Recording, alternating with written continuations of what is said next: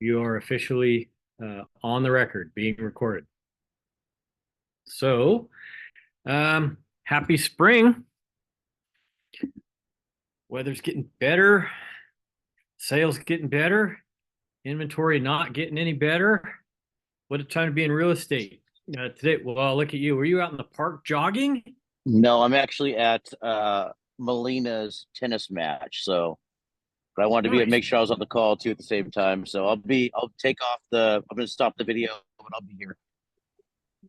And Well, good. Dallas, you're on today. So am I. Oh, wonderful. I love it. You guys are both I'm you in. guys are both mobile today. I'm Both of in. you guys. I'm in the car. I'm in the car, but I am here listening. Yeah. Very Please, cool. please just listen. Very cool. Don't watch. Yeah. Alex, keep So the we got car. the tennis team back here. Oh, Nice, nice.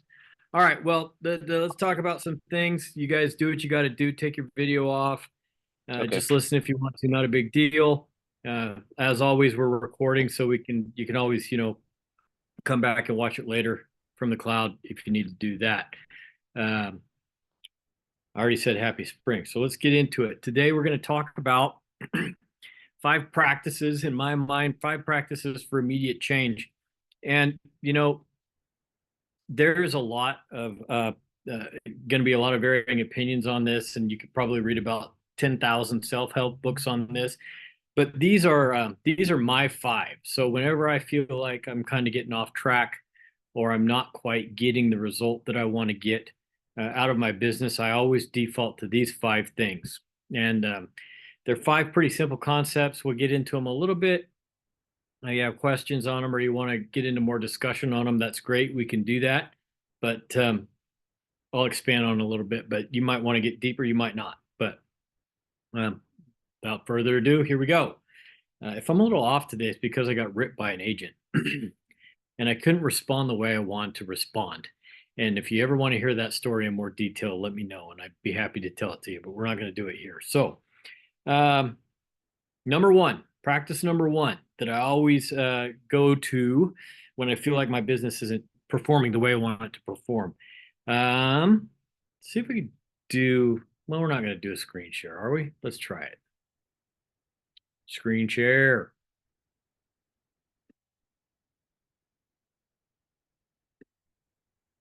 Not working for me? Sorry, guys. Here we go. Be patient with me.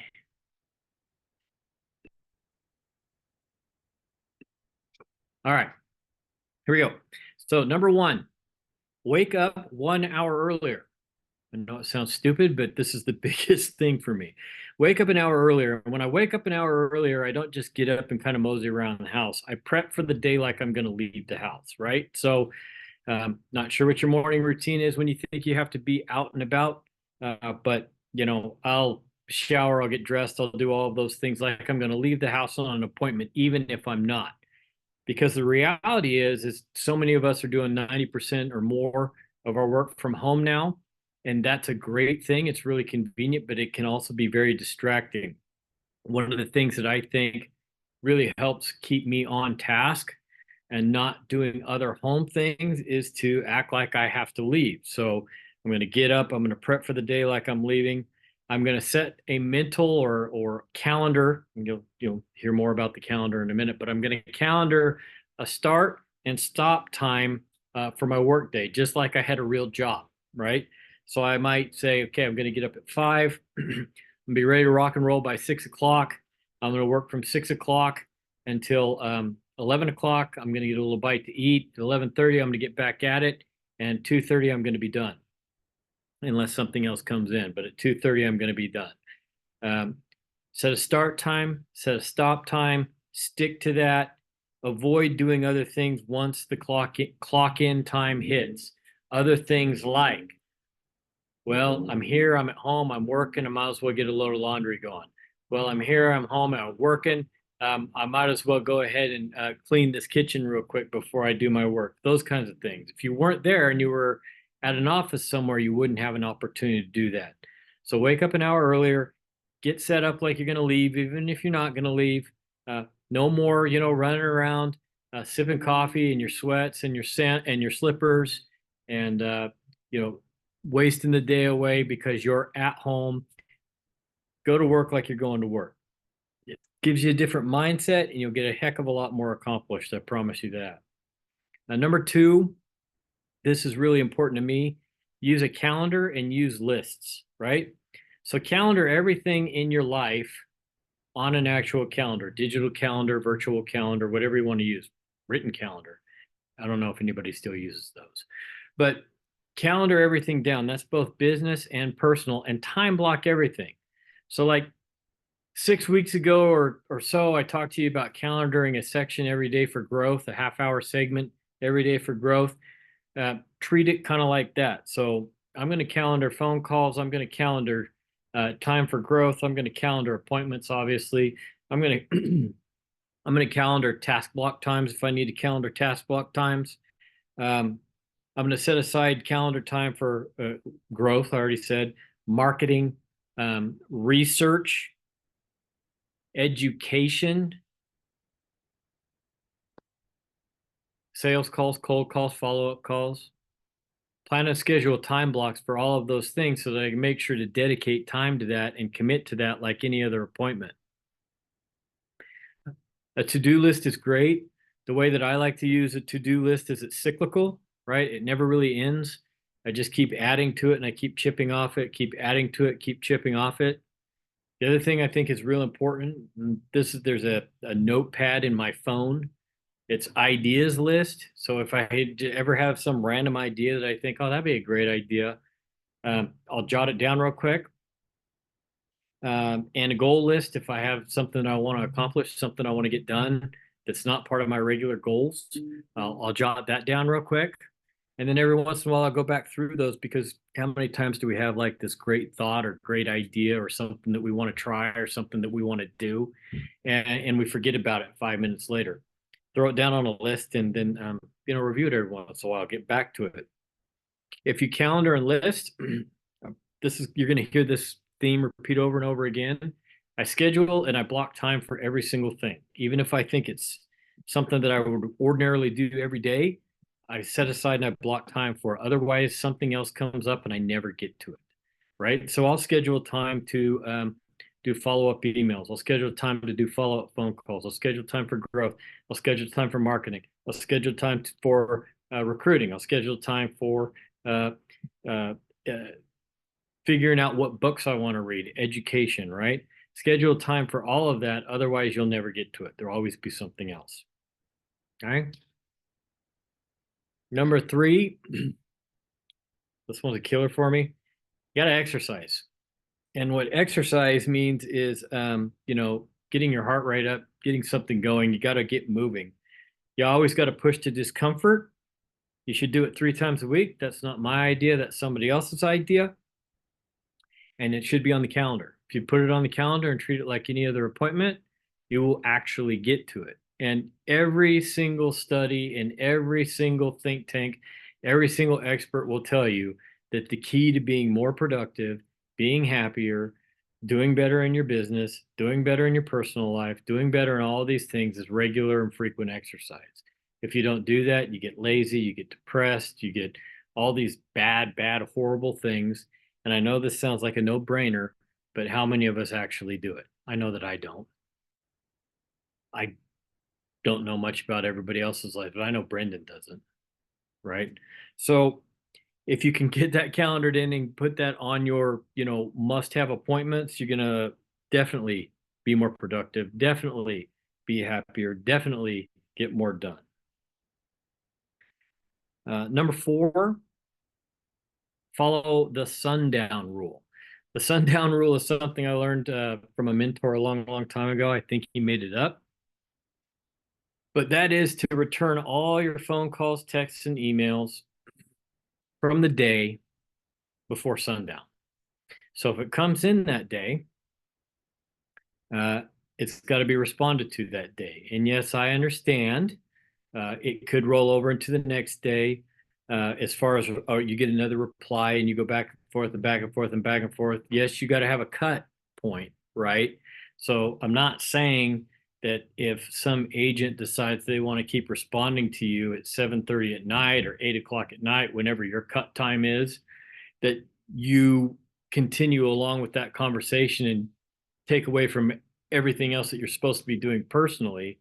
What I'm saying is that initial response happens before sundown. So somebody sends you an email on Monday, okay, make sure that you have at least that first response to it by sundown on Monday.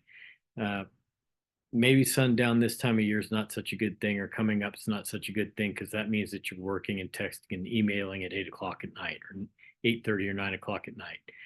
But you get the idea. You don't leave it set there for overnight, for lack of a better term, and then don't respond to it till the following day.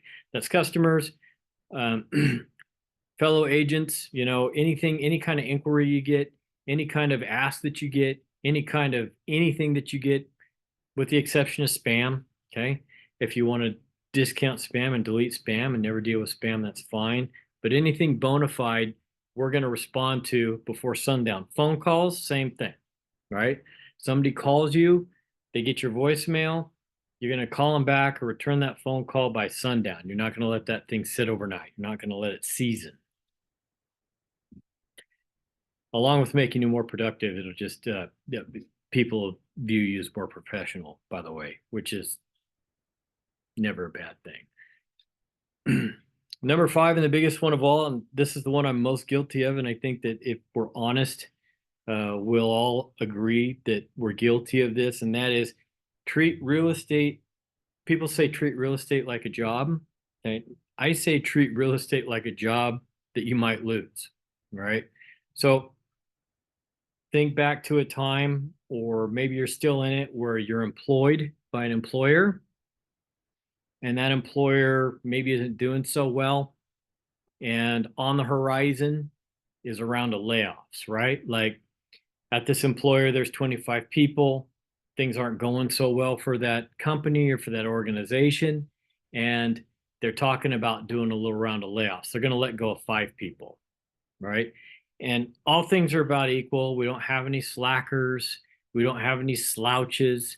We've all got about a average level of competence and performance and production out of all the 25 employees, but 5 have to go.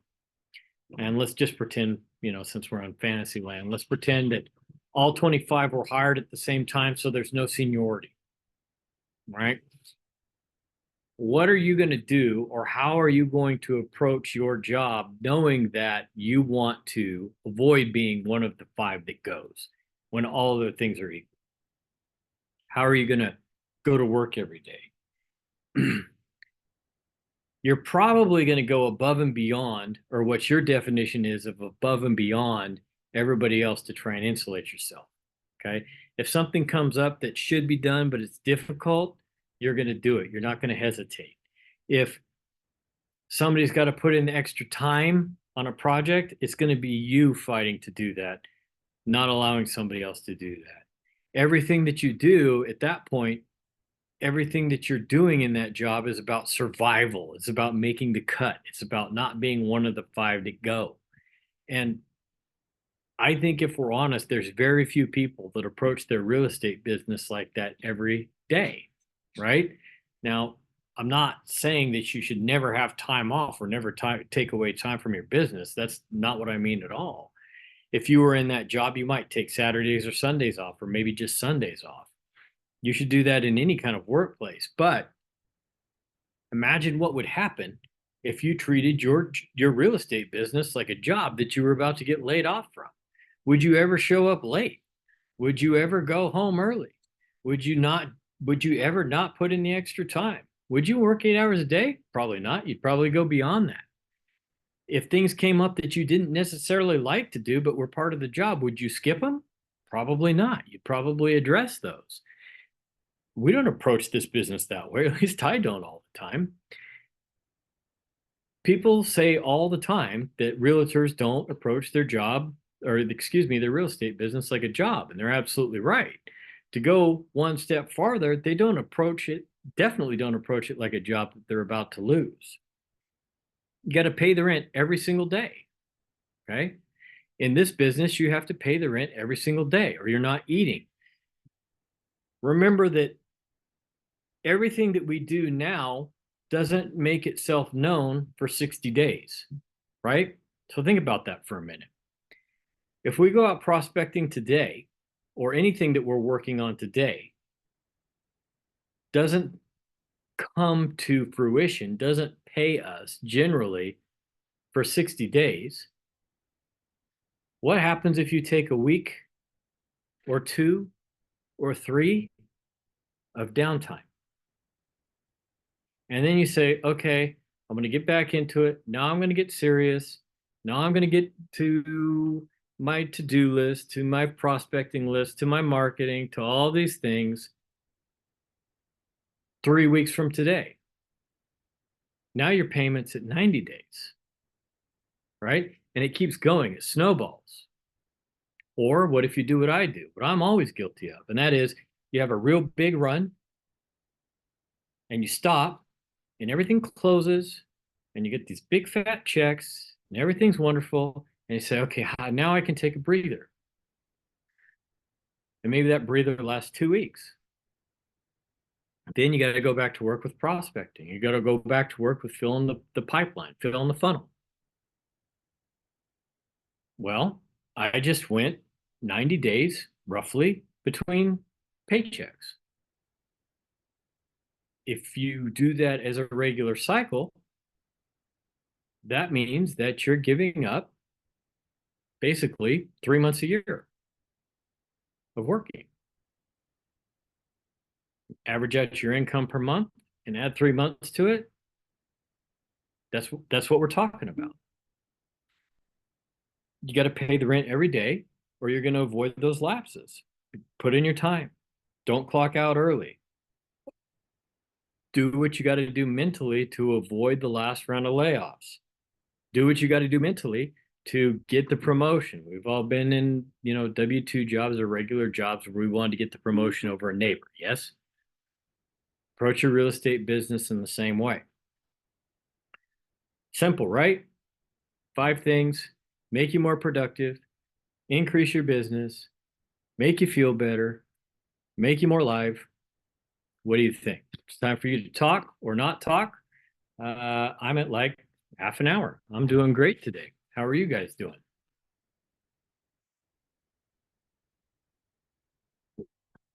Thumbs up. Good. Thumbs down. Nobody's got anything to say? Thumbs up. I think that's all spot on. Yeah. Brendan, you ever guilty of slacking off on any of that stuff? I gotta tell you that it's pretty much just like you said. You get that check, you're working your butt off for that check too. You get it, and you let off the gas, and that's probably the last thing you should do. You should go, now that you have a little money under you, go full steam ahead.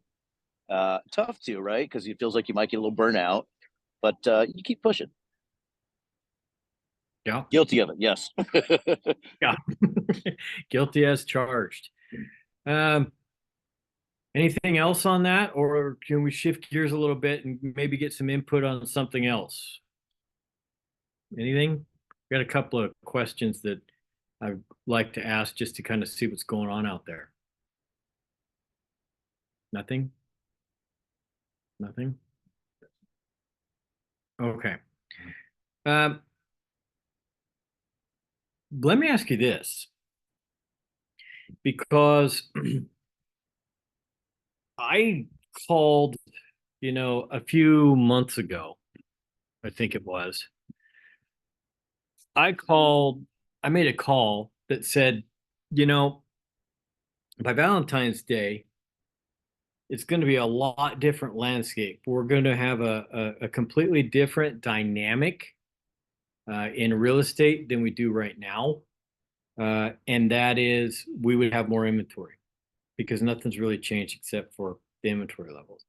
And to my understanding, or not my understanding, in Placer County, let me rephrase that. Placer County, those levels have not increased at all.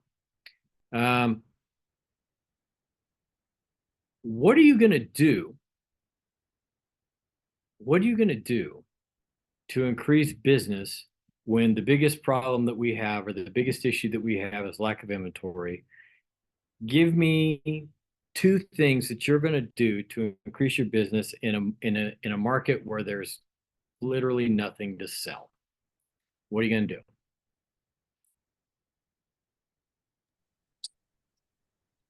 I've got some input on that. What I would do, and again, one of those things where like allotting time, like you're saying, schedule the time. Um, I've been wanting to for a long time advertise or solicit to, for lack of a better word, to lawyers, divorce lawyers, probate lawyers, things like that, things that will not go dry during times like this. So that would be one of the things that I would try to shift to, is trying to get business where it's going to come in and not stop. Yeah, the lawyer thing. I think we've had that talk a lot of times, Brendan, and it's been. We've always talked about it. We've always said it would be a good thing to pursue. We've come up with ideas on how to market it and how to approach it. And if we're being honest, neither one of us has done a job worth of crap at that. And I agree with you. I think we're really missing the boat by not prospecting that kind of business. You're absolutely right. We gotta do better at that. I mean, divorces aren't going anywhere. If anything, they're going up. The economy sucks. People get a divorce, right? The data on, I don't want to sound morbid, but look, the reality is that the boomers are the biggest generation in American history, and they're aging. So probate sales are going to go through the roof, right along with divorce sales going through the roof. Those two things alone can probably sustain a business if somebody does a good job at it, and nobody really does. Nobody does a good job at it. Yeah. And just to add to that too, just thinking about boomers, when you said boomers, it kind of sparked my my thought process. One of the things I had thought about was, having one of your title or escrow people run a search for you for people that are maybe over, 60 or 70 and have multi-level homes. Those guys maybe we want to market to and get them into a single level property. Just things like that. Get them away from stairs. Great point. Yeah. All right. Jessica, Michael, when do you want to chime in? How are you going to increase your business in a market where there's nothing to sell? Yeah. I got 1,000. No, I don't know. I got a great big stack of door hangers, and I got them in the car with me, and I'm just going to drive them around until I schedule the time to get out of the car and knock at the door and put the hangers out, whatever. I got, today I had a plan. I was going to drop these thing over. I had to drop something off in Sacramento on the way up here, and I was kind of hit his neighborhood with at least a dozen flyers on them. But no, I jawed him instead. So, yeah, I like this schedule idea for sure. Yeah, a goal, a schedule, plan, and all the things that Brendan said to put in the CRM robot, so you follow up and follow through on with the lawyers and the folks that need to downscale in my neighbor who's got a big disaster, and I really don't think it's a good idea to even start talking to that guy because it's such a mess. But I need to be on it. So yeah. Thanks for your help. Yeah, good. Buy or die. I'll add. I'd like to add something to that till they as well, buy too. or die. Yeah, and Michael, thanks for saying that, because that actually reminded me of something. I was on a webinar just a little while ago, or a couple days ago, I should say, and it was talking about best practices for processing leads online. And one of the team leads, that's a real estate agent team lead, was talking about getting back to basics, picking up the phone, actually, sending text video, even to your sphere, and just going back to basics. I think that, like you said, Michael, the door hangers, the calls, the text, things that I think that we stopped doing maybe during COVID, and going back to the things that used to work for us. Yeah, that's a great point. Man, I never thought about that before. Like, we should have a brainstorming session about how we did real estate pre-COVID, and talk about figuring out how to incorporate some of the stuff that we dropped along the way from COVID. Because boy, did everything change uh, immediately during that pandemic, and then some of the stuff we just never picked up again. Yeah, we should somebody write that down. Like have a brainstorming session. How we sold real estate before. I don't even know if I remember, to be honest. Like how we sold real estate before COVID. I don't think I do. Good point. All right, Jess, what do you think? How are you going to sell? How are you going to increase your business uh, in a market where there is nothing to sell? Okay, well, Brendan kind of stole it from me, but I basically was going to say that, I'm going to compete. It's really, there's not a lot of competition, I feel like right now with the amount of like either the transition of older agents that have been doing this for a long time that are like giving up and not really transitioning into the new era of electronics, or just going back to the basics of real life interaction. No one my age does that, so I feel like that's a lack of competition so with like my own generation. So I just plan on, being out there, and I mean, you had this list of things that we could easily all do if I had a freaking hour in my life to post, go do door hangers, go meet people in real life and do anything out there in real life with real people. We ran errands for like an hour yesterday, and we met someone that wants to make a plan and buy a house that will definitely be going through us because he has nobody, and I will be on his shit until he buys a house in 3 years. Like I will be Buy or die.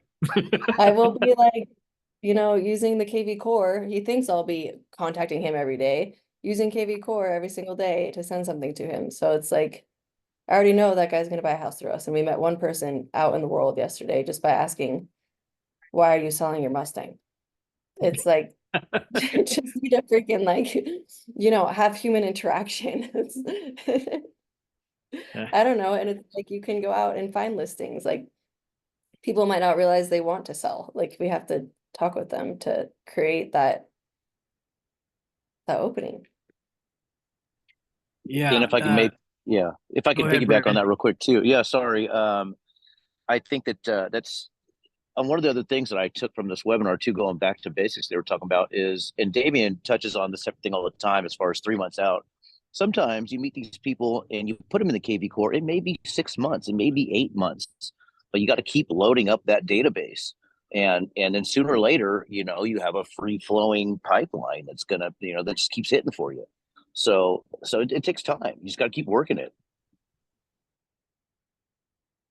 Yeah, you're absolutely right. And one of the things I was going to say was, to Jessica's point, is it's amazing what happens when you just talk to people and put yourself out there in the world, not even necessarily thinking, well, I'm going out prospecting, right? But I think another one of the side effects of COVID, whether we know it or not, was that like we quit talking to people, right? We quit being kind of these social animals when we're out in public, because for a long time we either had the mask or didn't have the mask. And either way, nobody wanted to talk to us. Nobody wanted to talk to somebody that had the mask. And nobody wanted to talk to me when I was walking around without my mask because they thought I was going to kill them, with some mutant virus. And we all just kind of went through life kind of like this, like don't make eye contact, don't make handshake contact, don't make breathing contact, or you'll die. And I think some of that kind of, you know, shifted the way that we deal with each other in public. Um, I mean, literally, yeah, Jessica is going to have a deal from a dude because he said he sold his car, and she didn't just go, oh, cool, that's cool. She was like, well, why'd you sell your car? And started picking at him. And it turns out he sold his car because he's saving for a house. Done. It's just ridiculous what we can learn about people and what we can gain if we talk to them and just ask one more question. I think that was in one of the meetings a long time ago. Whenever you think you're done, just ask one more question, see what happens. Great point. All right. Well, if there's nothing else, we'll wrap up a little bit early. We'll wrap up at a half hour even. That's going to be a new record for me. Every once in a while, you get an early day in school. So I appreciate you guys. Appreciate you guys chiming in when you're out and about and on the road. Those of you that keep missing this stuff, you're missing the boat. It's no surprise to me that the people who show up are the ones that actually sell real estate. It's weird, right? Yeah, I know. Okay. Anything else, or I'm getting ready to hang up? Where you guys at?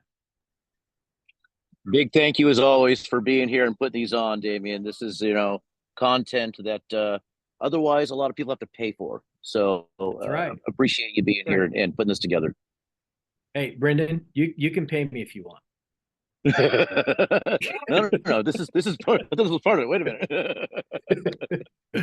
Oh, let me see. But I'm not joking. I'm serious because there's, I talk to people all the time that are, that came from Coldwell Banker or still at Coldwell Banker, and they talk about paying, $500 a month for a coach. Sure. And when we've had our conversations, you go, well, this is part of the deal, really. You get coaching every Thursday. So I think it's invaluable, and it's invaluable, and it should be taken advantage of. So thanks again for doing it. Appreciate you saying that. Yep, every Thursday and anytime you want. Anytime you need me, call me. I'll be there. All right, that's it. Thanks for being here. I'm going to hang up now. Go sell a bunch of real estate.